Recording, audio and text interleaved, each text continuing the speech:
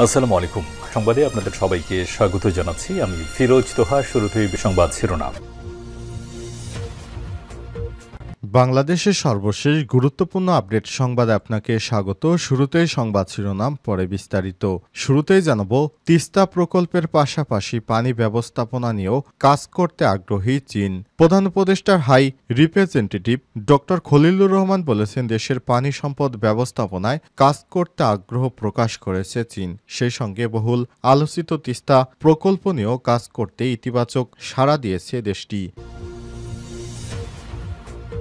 এরপর জানাবো, প্রধান উপদেষ্টার সঙ্গে সেনাপ্রধানের সৌজন্য সাক্ষাৎ। অন্তর্বর্তীকালীন সরকারের প্রধান উপদেষ্টা প্রফেসর ডক্টর মোহাম্মদ ইউনূসের সঙ্গে সৌজন্য সাক্ষাৎ করেছেন সেনাবাহিনী প্রধান জেনারেল ওয়াকারুজ্জামান। আজ প্রধান উপদেষ্টার রাষ্ট্রীয় অতিথি ভবন যমুনায় এই সাক্ষাৎকার অনুষ্ঠিত হয়েছে। আন্তঃবাহিনী জনসংযোগ পরিদপ্তর ISPR এর এক বিজ্ঞপ্তিতে বিষয়টি জানানো হয়েছে। সেখানে দেশের চলমান বিভিন্ন পরিস্থিতি সেনাবাহিনী প্রধান প্রফেসর ডক্টর মোহাম্মদ ইউনূসের কাছে জানিয়েছেন। এদিকে ইমাম নিয়ে বিরোধে ঈদগাহে 144 ধারা জারি। ময়মনসিংহের গফরগাঁও ঈদগাহের ইমাম নিয়ে দুই পক্ষের মধ্যে উত্তেজনা জের ধরে 144 ধারা জারি করেছে প্রশাসন।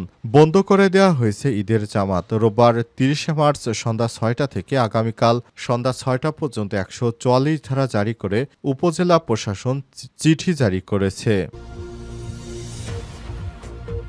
জানাবো, দেশবাসীকে প্রধান উপদেষ্টার ঈদের শুভেচ্ছা।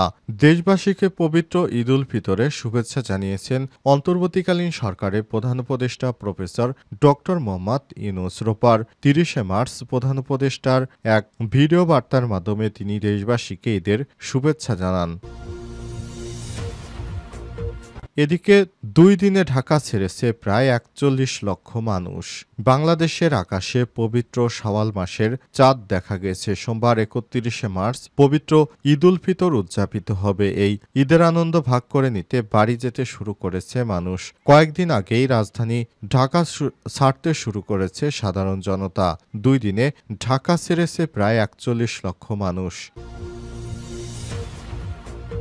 এবং সর্বশেষ জানাবো, নওগাঁয় দুই পক্ষের সংঘর্ষে আহত জামাত নেতার মৃত্যু। নওগাঁর পৌরসায় দুই পক্ষের মধ্যে ব্যাপক সংঘর্ষে আহত ইউনিয়ন জামাত সেক্রেটারি আফজাল হোসেন 55 মারা গেছেন। রোববার 30 মার্চ রাজশাহী মেডিকেল কলেজ হাসপাতালে চিকিৎসাধীন অবস্থায় তার মৃত্যু হয়েছে। প্রিয় দর্শক, এতক্ষণ শুনছিলেন সংবাদ শিরোনাম, এবারে বিস্তারিত। তবে তার আগে বন্ধুরা, অনুরোধ থাকবে সংবাদটিতে একটি লাইক দিন। এই চ্যানেলে আপনি নতুন হয়ে থাকলে আমাদের সংবাদটি দেখতে দেখতে চ্যানেলটি সাবস্ক্রাইব করে রাখুন। কমেন্ট করে বন্ধুরা আপনার মূল্যবান মতামত জানিয়ে দিন আপনি বিশ্বের কোন দেশ থেকে বা বাংলাদেশের কোন স্থান থেকে আমাদের সংবাদটি দেখছেন এবং শুনছেন। এবারে বিস্তারিত। তিস্তা প্রকল্পের পাশাপাশি পানি ব্যবস্থা নিয়েও কাজ করতে আগ্রহী চীন। প্রধান উপদেষ্টার high representative doctor Khalilur Rahman বলেছেন, দেশের পানি সম্পদ ব্যবস্থাপনা নিয়ে কাজ করতে আগ্রহ প্রকাশ করেছে চীন। একই সঙ্গে বহুল আলোচিত তিস্তা প্রকল্প নিয়েও কাজ করতে ইতিবাচক সাড়া দিয়েছে দেশটি। রোববার 30 মার্চ দুপুরে রাজধানীর ফরেন সার্ভিস একাডেমিতে প্রধান উপদেষ্টার চীন সফর বিষয়ে আয়োজিত সংবাদ সম্মেলনে এই তথ্য জানিয়েছেন তিনি। এ সময় উপস্থিত ছিলেন বাংলাদেশের বিনিয়োগ উন্নয়ন কর্তৃপক্ষ বিডা নির্বাহী পরিচালক আশিক চৌধুরী এবং প্রধান উপদেষ্টার প্রেস সচিব শফিকুল আলম। এর আগে বুধবার 26 মার্চ 4 দিনের সরকারি সফরে চীনে পৌঁছান ডক্টর মোহাম্মদ ইউনূস। চীনের প্রেসিডেন্ট শি জিনপিং এর সঙ্গে দ্বিপক্ষীয় বৈঠক করেন তিনি। শি জিনপিং এর সঙ্গে বৈঠকের পর তিনি প্রেসিডেন্সিয়াল বেইজিংয়ে চীনা ব্যবসায়ী নেতাদের সঙ্গে একটি ইনভেস্টমেন্ট ডায়ালগে যোগ দেন। তার এই সফরে চীনের হাইনান প্রদেশে আয়োজিত Boao forum for Asia BFA সম্মেলনে ভাষণ দেন ডক্টর মোহাম্মদ ইউনূস। এই সম্মেলনের ফাঁকে বেশ কয়েকটি বৈঠকও অনুষ্ঠিত হয়। সর্বশেষ শনিবার সকালে ডক্টর মোহাম্মদ ইউনূসকে সম্মানসূচক ডক্টরেট ডিগ্রি দেয় দেশটির পিকিং বিশ্ববিদ্যালয়। এছাড়াও তিনি এই অনুষ্ঠানে শিক্ষার্থীদের উদ্দেশ্যে বক্তব্য রাখেন। পরবর্তীতে চীনের স্থানীয় সময় বিকাল 4টা 57 মিনিটে বেইজিংয়ের ক্যাপিটাল আন্তর্জাতিক বিমানবন্দর ত্যাগ করেন প্রধান উপদেষ্টা। ডক্টর মোহাম্মদ ইউনূসের এই সফরে বাংলাদেশ ও চীনের মধ্যে একটি চুক্তি ও ৮টি সমঝোতা স্মারক MOU সই হয়েছে। এছাড়াও বাংলাদেশ চীন সরকার ব্যবসায়ীদের কাছ থেকে ২১০ কোটি মার্কিন ডলার ঋণ অনুদান এবং বিনিয়োগের প্রতিশ্রুতি পেয়েছেন প্রধান উপদেষ্টা।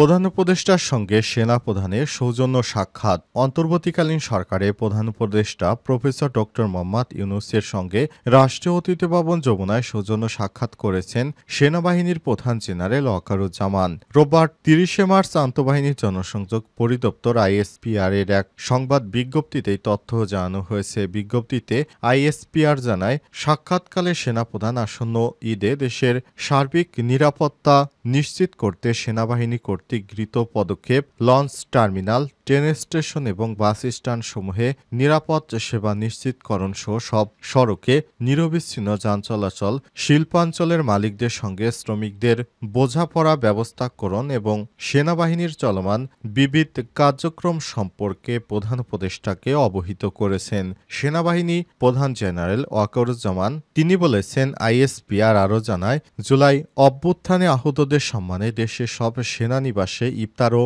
দোহা মাহফিলের আয়োজন এবং আহত যোদ্ধা ও শহীদ যোদ্ধাদের পরিবারকে বাংলাদেশ সেনাবাহিনীর উদ্যোগে আর্থিক সহযোগিতা দেওয়ার বিষয়েও প্রধান উপদেষ্টাকে অবহিত করা হয়। পরিশেষে সেনাবাহিনী প্রধান উপদেষ্টাকে অগ্রিম ঈদের শুভেচ্ছা জানান এবং প্রধান উপদেষ্টা সেনাবাহিনীর ভূমিকা ও পেশাদারিত্বের প্রশংসা করেছেন এবং ভবিষ্যৎ কার্যক্রমে সেনাবাহিনীকে প্রয়োজনীয় দিক নির্দেশনা দেন। তিনি আশাবাদ ব্যক্ত করেন যে সেনাবাহিনী দেশের সার্বভৌমত্ব এবং নিরাপত্তা নিশ্চিত করতে পেশাদারিত্ব এবং নিষ্ঠার সঙ্গে দায়িত্ব পালন অব্যাহত রাখবেন। ইমাম নিয়ে বিরোধে ঈদগাহে ১৪৪ ধারা জারি। ময়মনসিংহের গফরগাঁয়ে ঈদগাহের ইমাম নিয়ে দুই পক্ষের উত্তেজনা জের ধরে ১৪৪ ধারা জারি করা হয়েছে।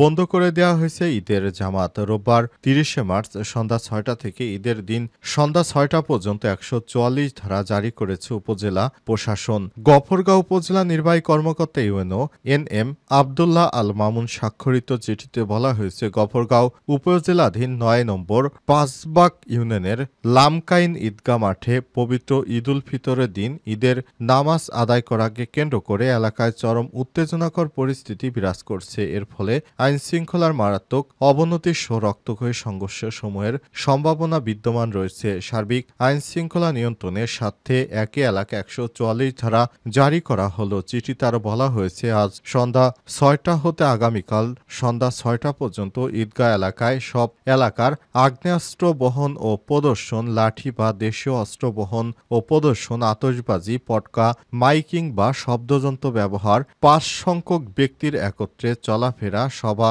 সমাবেশ, মিছিল ইত্যাদি নিষিদ্ধ থাকবে। জানা যায়, পাঁচবাগ ইউনিয়নের লামকাইন ঈদগাহ মাঠে ঈদের নামাজ পড়া ছিলেন মোহাম্মদ আলী নামের একজন ইমাম। ১৭ বছর ধরে ঈদগাহে নামাজ পড়ানো ওই ইমাম আওয়ামী লীগপন্থী ওলামা লীগের রাজনীতির সঙ্গে যুক্ত ছিলেন। এমন অভিযোগ এনে এলাকার একটি পক্ষ তাকে অপসারণের দাবি করে। পক্ষটি মোহাম্মদ আলীকে ঈদের জামাতে ইমামতি করতে না দেওয়ার ঘোষণা দেয় এবং স্থানীয় প্রশাসনের কাছে লিখিত অভিযোগ দায়ের করে। অপরদিকে ওই ইমামের পক্ষের লোকজন তাকে বহাল রাখার দাবিতে প্রশাসনের কাছে আবেদন করে। বিষয়টি নিয়ে দুই পক্ষের মধ্যে আলোচনা সমালোচনা করা হলেও সমস্যার সমাধান করতে না পারায় উত্তেজনা শুরু হয়। UNO আবদুল্লাহ আল মামুন গণমাধ্যমকে বলেছেন, ঈদগাহে ইমাম নিয়ে পক্ষ বিপক্ষে দুটি গ্রুপ তৈরি হয়। পরিস্থিতি নিয়ন্ত্রণে ১৪৪ ধারা জারি করা হয়েছে। দেশবাসীকে প্রধান উপদেষ্টার ঈদের শুভেচ্ছা।